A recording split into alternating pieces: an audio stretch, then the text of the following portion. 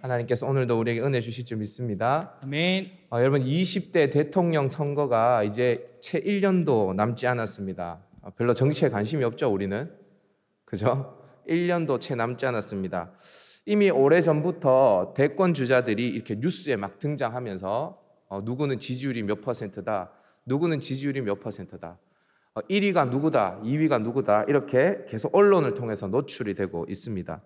엎치락 뒤치락 하면서 지지율이 변동될 때마다 이 대중에게 잊혀지지 않도록 하기 위해서, 이 지지율을 끌어올리기 위해서 대선 주자들의 행보가 굉장히 바쁘죠. 대통령이 되려면 이슈를 선점하고 또 구도를 만들어내고 자신의 인물의 탁월성을 또 이렇게 부각해야 합니다. 할 수 있다면 더 많은 지지층을 흡수하기 위해서 합종 연행을 해야 할 때도 있습니다. 그래서 여러분 단일화 이런 거 하지 않습니까? 그죠? 그렇게 해서 지지층을 끌어모읍니다. 어떻게 해서든지 그렇게 대중의 지지를 끌어올려야 선거 이길 수 있죠. 그래서 벌써 우리는 전혀, 일반 국민들은 관심이 없지만 정치판은 긴장감이 맴돌고 있습니다. 내가 누구 밑에 줄을 서야 될지, 누가 힘을 합해야 될지, 이런 것들이 막 눈치 싸움이 상당한 것 같아요. 그런데 여러분, 예수님께서 등장했을 때에도 이 유대 사회를 보면 이런 비슷한 긴장감이 돌고 있었거든요. 예수님께서 태어났다는 소식이 헤롯 대왕에게 들립니다. 그러니까 이 헤롯 대왕이 굉장히 긴장을 합니다. 얼마나 긴장했냐면 헤롯 대왕이 이 소식을 듣자마자 그 온 지역에 명령을 내립니다. 2살 아래의 아이들은 다 죽여라. 유아 대학살 명령을 내립니다. 여러분 좀 이상하지 않습니까? 예수님이 뭐라고? 예수님 한 분이 태어나셨는데 이 헤롯 대왕이 겁에 질려가지고 그 유대 전역에 2살 아래의 아이들을 다 죽여버립니까? 왜 이렇게 호들갑을 떨죠? 아무리 분봉왕이라고 하더라도 왕이지 않습니까? 왕이 뭐가 그렇게 무섭다고? 그 마구간에서 태어난 그 아기 한 명 때문에 2살 아래의 아이들을 다 죽이냐 이 말이에요. 예수님의 소문이 또 나중에는 이 헤롯 대왕이 아니라 헤롯 안티파스에게 들립니다. 이 헤롯 안티파스에게 들리니까 이 헤롯 안티파스가 우리가 지난번에 살펴봤죠. 세례 요한이 살아났다라고 하면서 호들갑을 또 떱니다. 굉장히 민감하게 지금 반응을 하고 있어요. 뿐만이 아닙니다. 바리새인과 대제사장들도 좀 이상합니다. 헤롯 당과 함께 그들은 예수를 죽이려고 계획을 막 세웁니다. 헤롯 일당도 바리새인들도 뭔가 모르게 예수님을 지나치게 경계하는 것 같아 보이지 않습니까? 이런 사람들의 반응을 우리가 좀 이해하려면 그 당시의 시대에 대해서 우리가 조금 더 깊이 이해해야 합니다. 여러분, 예수님께서 활동했던 시기는요, 로마가 유대 지역을 점령하고 다스렸던 시기죠. 이 헤롯 대왕도 분봉왕으로 로마가 세운 왕입니다. 자, 그런데 이 유대를 로마가 다스리기 전에 어떤 나라가 유대를 다스리고 있었을까요? 이것을 알려면 신구약 중간사에 대해서 우리가 좀 고민을 해봐야 됩니다. 이 로마가 통치하기 전에 이 유대 지역을 다스렸던 왕국이 있습니다. 그 왕국의 이름은 마카비 왕국이라는 왕국이에요. 이 마카비 왕국은요, 다른 이민족에 의해서 지배를 받는 그런 상태가 아니라 유대 독립국가였습니다. 그러니까 로마의 통치를 받기 전에 유대는 독립국가였어요. 근데 이 독립국가 이전에 유대는요, 헬라의 통치를 받았습니다. 셀류쿠스 왕조. 헬라의 통치를 받았고, 그 이전으로 가면 알렉산더 대왕, 진짜 헬라의 통치를 받았고, 또 그 이전으로 가면 페르시아의, 그 이전으로 가면 바벨론의 통치를 받았어요. 그러니까 바벨론의 압제를 당하고 페르시아의 압제를 당하고 헬라 셀류쿠스 왕조의 압제를 당하다가 마카비라는 사람이 혁명을 일으켜서 독립국가를 만들었단 말이에요. 그리고 난 다음에 다시 로마가 이 마카비 왕국을 무너뜨리고 이 유대 지역을 점령했습니다. 그러니까 여러분, 이 유대 사람들은 얼마 전에 맛보았던 그 독립이 굉장히 그리웠을 것입니다. 여러분, 흔히 우리가 독립해서 뭐해? 이렇게 생각할 수 있지만 여러분, 독립을 하지 않으면요, 일단은 세금을 많이 뜯깁니다. 그래서 헬라에게 바쳐야 되고 로마에게 바쳐야 돼요. 그러니까 얼마나 삶의 형편이 빠듯했겠습니까? 그러니까 독립을 간절히 갈망하고 있었죠. 어느 때보다 유대인들은 메시아를 갈망하고 있었어요. 이때 예수님께서 등장했습니다. 예수님이 죽은 자를 살리고 병자들을 고치고 귀신들을 쫓아냅니다. 그러니까 사람들이 생각하는 거예요. 혹시 저 사람이 우리가 기다리는 메시아가 아닌가? 혹 이 사람이 우리를 유대를 저 로마의 압제로부터 해방시켜 주지 않을까? 혹 이 사람이 저 사람이 우리가 옛날에 누렸던 그 다윗 왕가의 영광을 다시 재현시켜 주지 않을까? 그렇게 생각했던 거죠. 그래서 헤롯과 유대 지도자들이 유대인들의 민심이 예수님께로 향하고 있음을 직감하고 매우 민감하게 반응했던 것입니다. 우리가 2주 전에 확인했지만 예수님이 자신들의 제자들을 둘씩 짝지어서 전도 여행을 보내지 않습니까? 분명히 예수님께서는 전도 여행을 보내셨습니다. 그리고 제자들에게 하나님 나라에 대해서 가르치라고 하셨어요. 그런데요, 헤롯 일당과 바리새인들이 봤을 때는 예수님이 둘씩 짝지어서 선거 운동하라고 보낸 것처럼 보였을 것입니다. 왜냐하면 성경에서 분명히 이야기하는데요, 제자들이 이렇게 전도한 후에 결과가 어떻게 되었냐, 그 이야기가 마가복음 6장 14절에 기록되어 있습니다. 마가복음 6장 14절에 한번 읽어볼까요? 시작. 이에 예수의 이름이 드러난지라. 이에 예수의 이름이 어떻게 됐다고요? 드러났대요. 이 말이 뭔가? 예수님의 지지율이 급상승했다는 것입니다.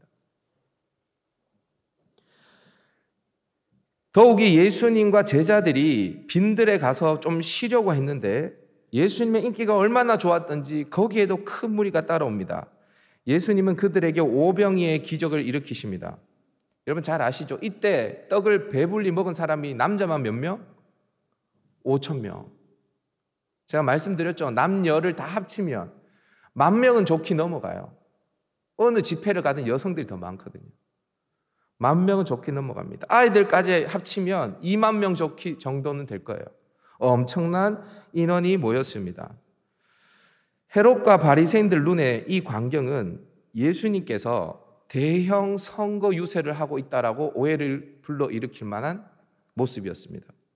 자, 이때 만약에 예수님께서 정상적인 정치 활동을 하시려고 딱 움직이신다면, 정상적인 정치인이라면 어떻게 예수님께서 행동해야 되는가? 이 오병이어 기적 이후에 바로 그 빈들에서 대선 출마 기자회견을 해야 돼요. 얼마나 짜릿합니까? 자신의 인기가 급상승해요. 그리고 수많은 군중들이 자기를 보겠다고 몰려들었습니다. 그때 예수님께서 이 한마디 하면 됩니다. 내가 성경에 말한 그 메시아입니다. 내가 이 민족을 로마의 압제로부터 구하겠습니다. 그러면 이 대중들이 열광을 했을 것입니다. 그런데 예수님의 반응은요, 전혀 다릅니다. 우리 오늘 다 같이 45절 말씀을 한번 읽어보도록 하십시다. 45절 다 같이 있습니다. 시작. 예수께서 즉시 제자들을 재촉하사 자기가 무리를 보내는 동안에 배 타고 앞서 건너편 벳세다로 가게 하시고. 예수님께서 제자들을 어떻게 하십니까? 네, 즉시 재촉하사 그곳을 떠나게 하십니다. 즉시에 해당하는 헬라어 유디스는요, 곧게 뻗은 길을 가리킵니다. 그러니까 이것을 의역한다면 거침없이 곧바로라고 의역할 수 있습니다.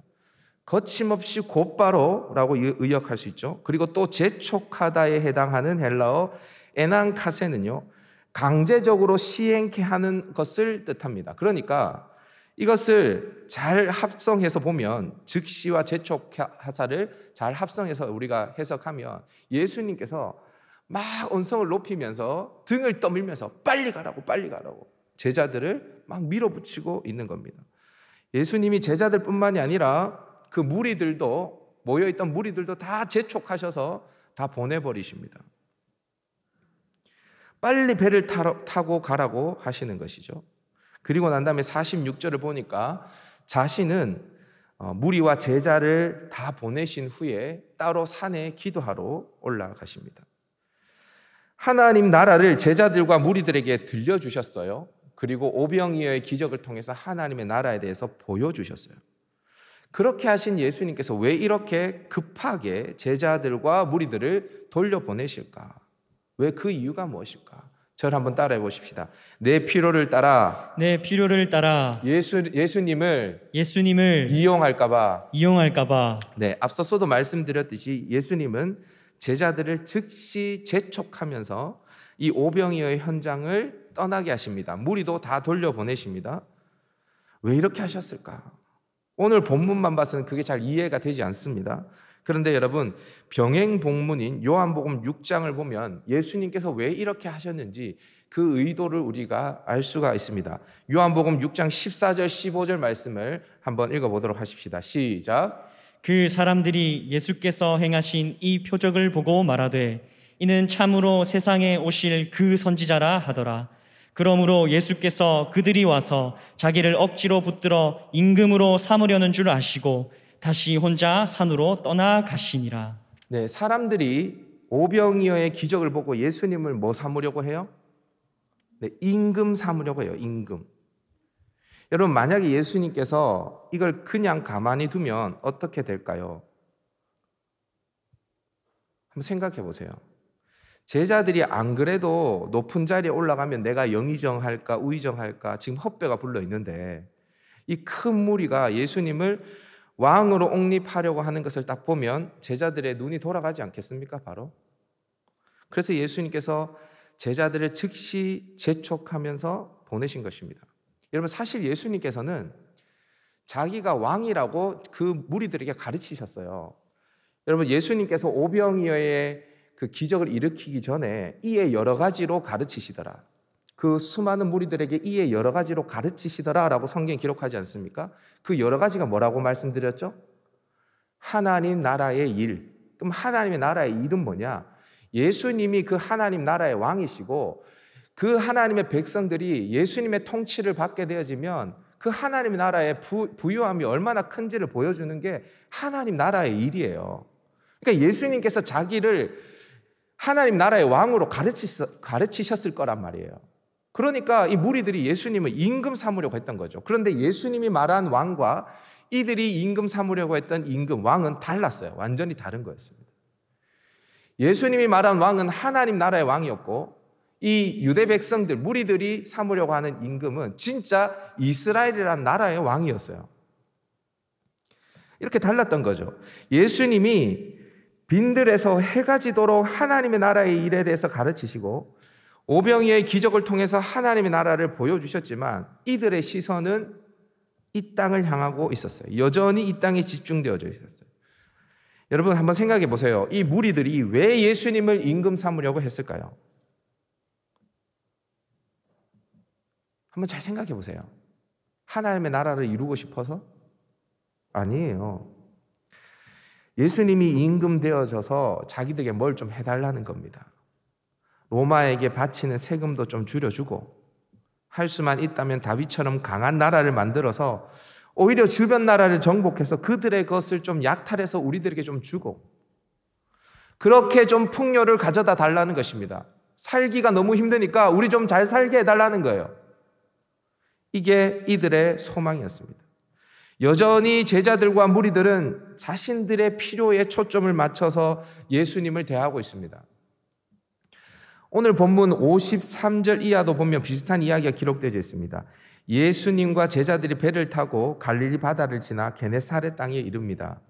당초 벳세다로 가게 하셨는데 바람 때문인지 뭔지는 모르겠지만 배가 게네사렛 땅에 도착을 했습니다. 그런데 예수님의 일행이 배에서 내리자 어떠한 일이 일어났냐? 54절, 55절 말씀 한번 읽어보도록 하십시다. 시작.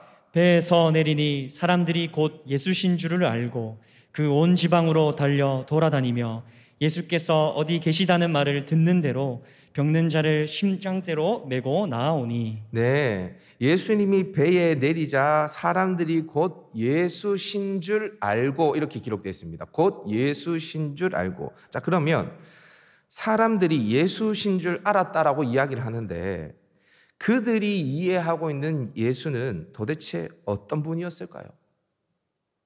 예수신 줄 알았대요, 사람들이. 게네사렛 땅에 있었던 사람들이 예수신 줄 알았대요. 그 예수가 어떠한 분이라고 이들은 생각하고 있는 걸까요? 여러분, 여기 앞에 김보원 목사가 있죠. 여러분들 김보원 목사인 줄 알죠? 여러분들은 저를 어떤 사람으로 알고 있습니까? 그냥 갈릴리 목사님 이 정도 알죠? 제가 어떤 사람인지 아십니까? 경주 김씨 38대 손입니다.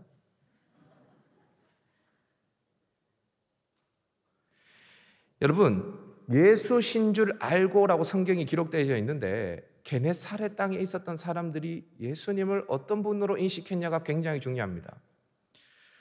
이들은요, 예수님을 귀신을 쫓아내는 사람, 병자를 고치는 사람, 심지어는 죽은 자를 살리는 분이라고 생각했을 겁니다.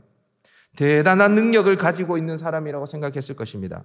그래서 어떻게 합니까? 온 지방으로 달려서 병자들을 침상째 메어오죠.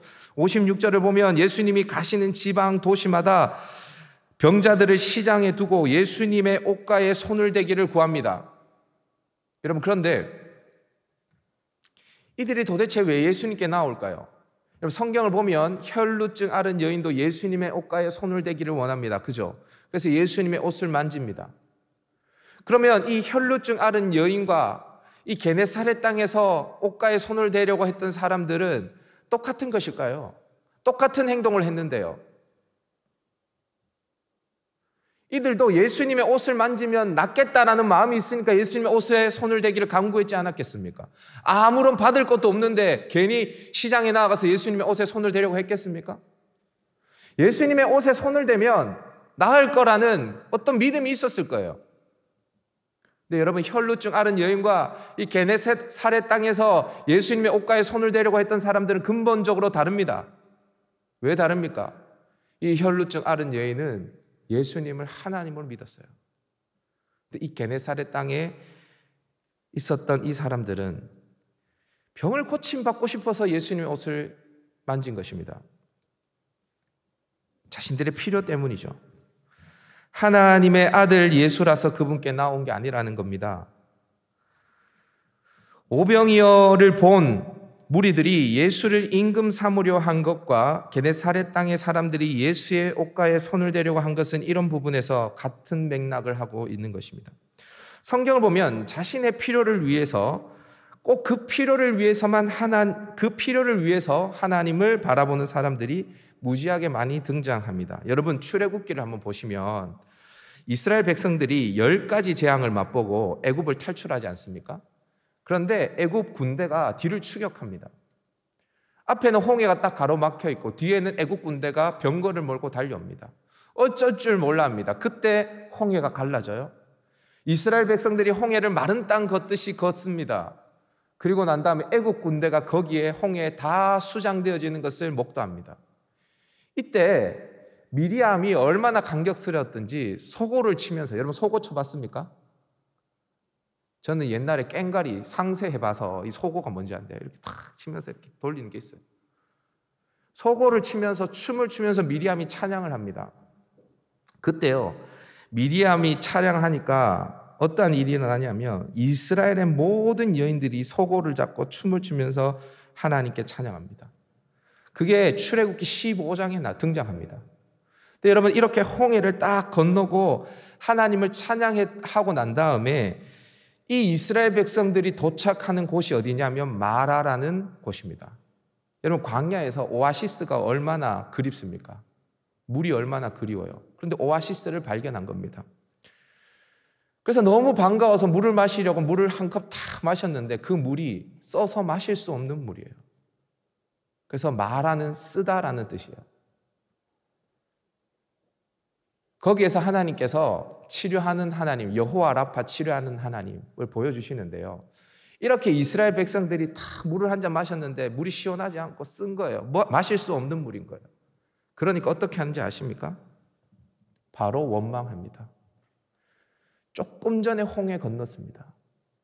조금 전에 소고 치면서 이스라엘의 250만의 인구면 그 중에 여인들이 절반이라고 치면 125만 명 정도의 여인들이 소고를 치면서 춤을 추면서 하나님은 영화로우십니다.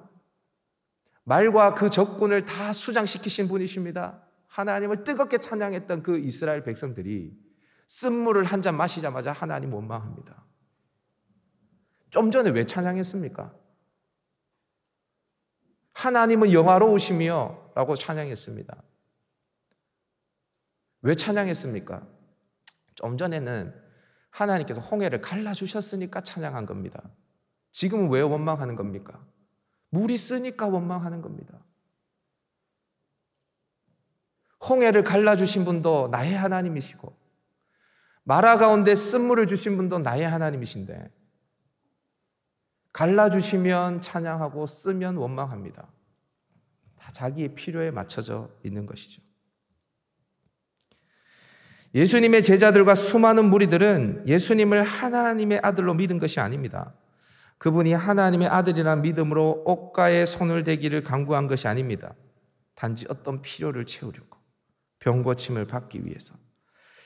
이스라엘의 나라의 임금으로 예수님을 삼아서 자신들도 한 자리를 차지해 보려고 예수님 곁에 있었던 것입니다. 여러분, 혹시 우리도 예수님을 이렇게 이용하려고 만들지 않습니까? 왜 우리가 하나님을 예배합니까? 조금 전에 여러분들이 찬양했습니다. 왜 찬양했습니까? 이 자리에 여러분들이 예배하러 오셨습니다. 왜 예배하러 오셨습니까? 여러분들이 누구를 예배합니까, 지금? 여러분, 말씀 듣기 위해 오셨습니까? 여러분들이 신앙이 성숙하기 위해서 오셨습니까? 은혜 받기 위해서 오셨습니까? 네, 물론 필요하죠. 근데 여러분, 우리가 지금 예배하는 이유는 예수가 하나님의 아들이시기 때문에 그분을 찬양하기 위해서 이 자리에 온 것입니다. 그 하나님 나한테 뭘 주든 안 주든 상관이 없어요. 예수님이 오병이의 기적을 일으킨 것은 임금되기 위해서가 아니라 예수님께서 임금되어서 제자들에게 영의정, 우의정을 주는 게 예수님의 목적이 아닙니다. 예수님이 게네사렛 땅에 도착하신 이유도 단지 그들의 병을 고쳐주는 게 목적이 아닙니다. 예수님께서는 계속 자신이 누구인지를 말하고 계세요. 그래서 그 예수님께서 행하신 기적들과 수많은 일들을 통해서 예수님이 하나님의 아들이라는 것을 알기를 원하시는 것입니다. 그것을 고백하기를 원하시는 거예요.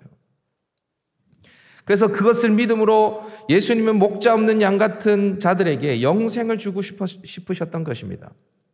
그런데 그들의 마음은 온통 배불리 먹는 떡에만 가 있었죠. 예수님을 자신의 필요로만 이용하려고 한 것입니다. 그래서 예수님께서는 다시 이상한 행동을 한 가지 하십니다. 우리가 오늘 본문에서 읽어봤지만 바로 바다 위를 걸어가시는 것입니다. 이것을 통해서 예수님께서 하고 싶은 말씀이 뭘까? 저를 한번 따라해 보십시다. 내가 하나님이다. 내가 하나님이다. 내가 하나님이다. 내가 하나님이다. 예, 예수님은 제자들을 보내시고 난 다음에 산에 기도하러 가십니다. 그 시간에 제자들은 갈릴리 바다에서 바람 때문에 힘겹게 노를 젓고 있는 모습을 볼 수 있습니다. 어느덧 밤 사경이 되었습니다. 여기서 말하는 밤 사경은 새벽 3시와 새벽 6시 사이를 가리키는 것입니다. 그러니까 제자들은 굉장히 오랜 시간 동안 그 갈릴리 바다에서 풍랑 때문에 고생하고 있는 것입니다. 그렇게 고생하고 있는 상황에 제자들의 눈에 유령 같은 게 보이는 것입니다. 누군가 바다 위를 걸어서 자신들을 지나가려고 하는 것이죠. 여러분 한번 생각해 보십시오. 거친 풍랑으로 수시간 고생하고 있다가 바다 위를 걸어가는 유령 같은 게 보이면 이제 우리가 죽을 때가 됐구나. 이제 나를 데리러 온 귀신이구나. 이렇게 생각이 들 수도 있겠죠. 그죠? 그래서 굉장히 겁에 질려 있습니다. 성경은 50절에서 제자들이 놀랐다라고 이야기하는데 성경 한번 보여주시겠습니까? 그들이 다 예수를 보고 어땠다고요? 놀람이라. 51절에도 보면 제자들이 마음에 심히 놀랐다라고 이야기합니다. 우리가 얼핏 보면 이해가 되어집니다. 왜 놀랐습니까? 바다 위를 예수님이 걸어오시는 것을 보고 놀랐습니다. 그런데 마가는요, 제자들이 놀란 근원적인 이유에 대해서 다음과 같이 해설을 붙여놓고 있습니다. 우리 51절, 52절 말씀 한번 읽어볼까요? 시작. 제자들이 마음에 심히 놀라니 이는 그들이 그 떡 떼시던 일을 깨닫지 못하고 도리어 그 마음이 둔하여 졌음이로라. 예, 제자들이 놀란 표면적인 이유는 바다 위를 걸으시는 예수님을 봤기 때문입니다. 여러분들이 한번 제자들의 입장에 한번 되어 보십시오.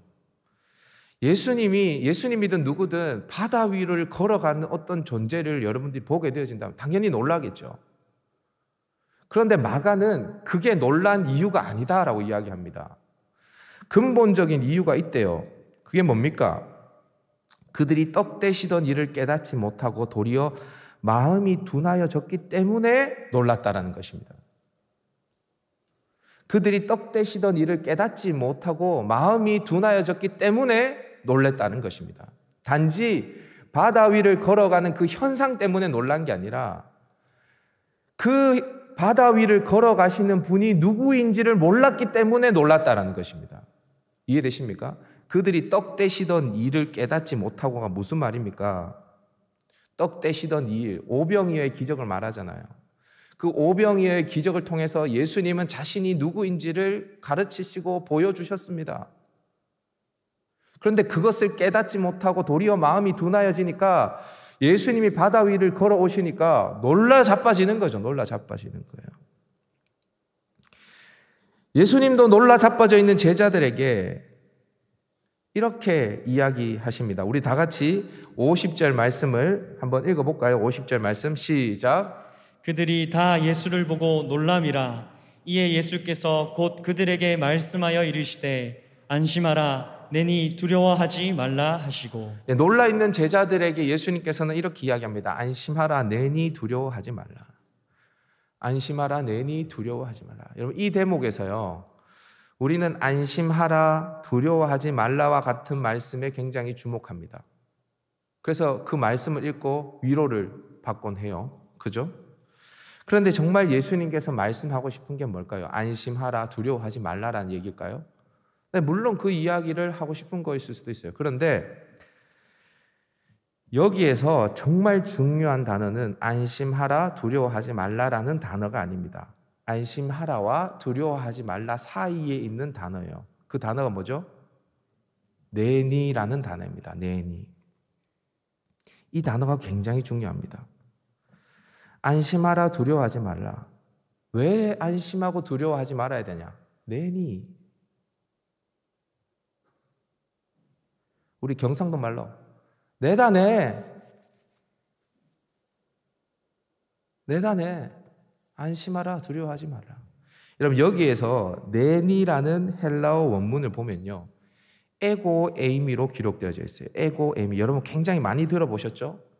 요한복음에 보면 에고 에이미 용법으로 예수님은 자신이 누구신지를 계속 드러내죠. 예를 들면 나는 포도나무요 할 때도 에고 에이미. 나는 선한 목자라.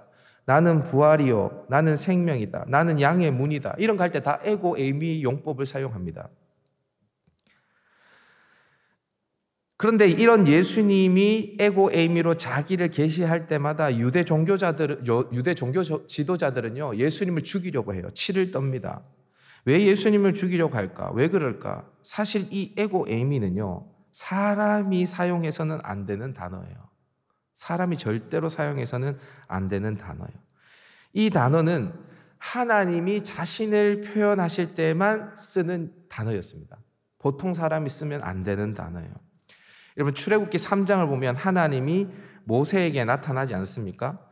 떨기나무 불꽃에서 사라지지 않으면서 모세를 부르십니다. 모세야 모세야 부르십니다.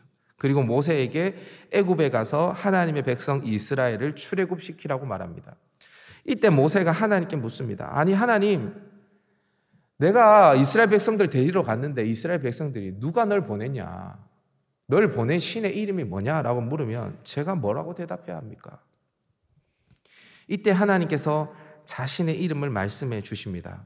우리 다 같이 출애굽기 3장 13절 14절을 자막을 통해서 한번 읽어보도록 하십시다. 시작. 그들이 내게 묻기를 그의 이름이 무엇이냐 하리니 내가 무엇이라고 그들에게 말하리이까?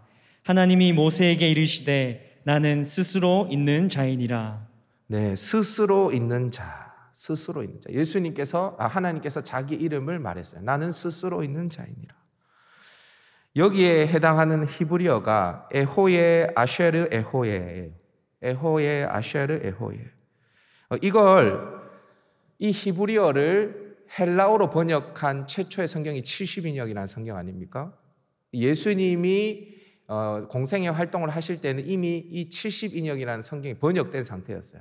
그런데 이 에호예 아쉐르 에호예라는 이 히브리어를 70인역에서는 에고 에이미로 번역을 했어요. 에고 에이미. 그러니까 에고 에이미라는 말은 하나님이 자신을 모세에게 계시할 때 쓴 표현이에요. 근데 지금 예수님께서 바다 위를 걸어오셔서 놀라 자빠져 있는 제자들에게 안심하라, 두려워하지 말라라고 말씀하십니다. 왜 안심하고 두려워하지 말라라고 하십니까? 내니 에고 에이미. 지금 예수님께서 뭘 이야기하는 거예요? 나다. 내가 하나님이다. 내가 모세에게 나타난 그 하나님이다. 그러니까 안심해라. 두려워하지 마라. 라고 말씀하는 거예요. 여러분, 예수님께서요, 제자들 놀래키려고 바다 위 걸어오신 거 아닙니다. 예수님께서 나 이런 사람이야 하면서 자랑하려고 바다 위 걸어오신 거 아닙니다. 왜 바다 위를 걸어오셨습니까? 그게 제일 빨리 가는 길이었기 때문도 아닙니다. 예수님께서 바다 위를 걸어오신 거 내니 나 하나님이야. 그거 제자들에게 말씀해 주시려고 걸어오신 거예요. 여러분, 예수님은 거라사인의 지방에 가셔서 군대 귀신 들린 자의 입을 통해서 자신이 하나님의 아들이라는 것을 제자들에게 들려주셨습니다. 그리고 중풍병자를 고치면서 자신이 죄를 사하는 권세를 가진 하나님이라는 사실을 또 제자들에게 가르쳐 주셨습니다. 또 예수님은 오병이어의 기적을 통해서 자신이 이스라엘의 참 목자, 하나님 나라의 왕이라는 사실을 가르쳐 주셨습니다. 그래도 깨닫지 못하는 제자, 도리어 마음이 둔하여져서 떡 떼시던 일을 깨닫지 못했던 제자들, 그 제자들을 위해서 예수님은 다시 바다 위를 걸어 오셨습니다. 그리고 다시 말씀하십니다. 에고 에이미, 내니 두려워하지 말라. 안심하라.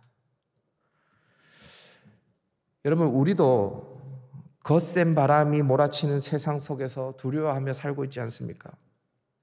이때 무엇이 우리를 그 두려움에서 건져줍니까? 예수님이 해주시는 무엇입니까? 아니면 예수님 그 자체입니까? 예수님이 여러분들이 두려워할 때에 여러분들의 그 두려움의 이유를 제거해 주시면 여러분들은 안심하게 되어집니까?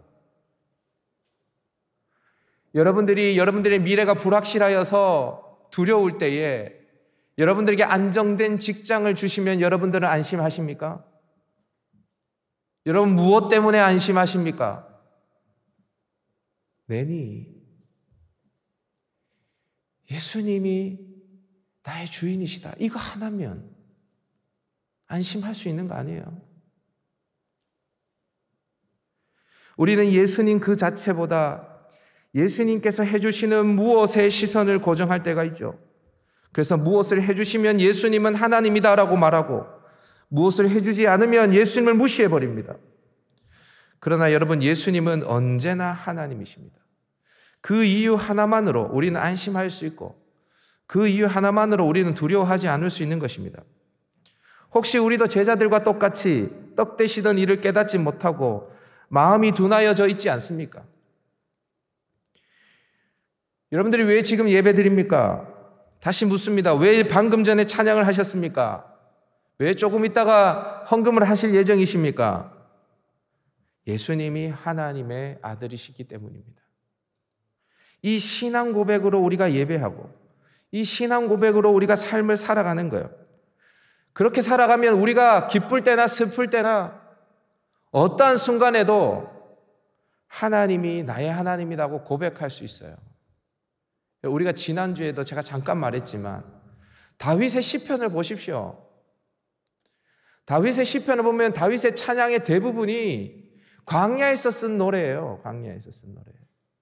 압살롬을 피해서 도망할 때에, 사울에게 쫓겨서 도망할 때에, 가드 왕 아기스에게 가서 침을 흘리며 미친 짓 할 때에, 그때 부른 노래가 다윗의 노래입니다. 우리가 잘 될 때만, 어떤 하나님이 나의 필요를 채워주실 때만 하나님이 나의 하나님이 되는 거 아니에요. 하나님은 언제나 나의 하나님이십니다. 그분은 언제나 하나님이십니다. 사실 내가 인정하든 인정하지 않든 하나님이 하나님이 되고 안 되고에 영향을 미치지 않습니다.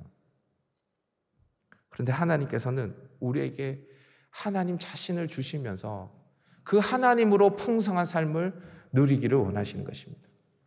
여러분, 이 하나님 한 분만으로 만족할 수 있는 저와 여러분 될 수 있기를 다시 한번 축원드립니다.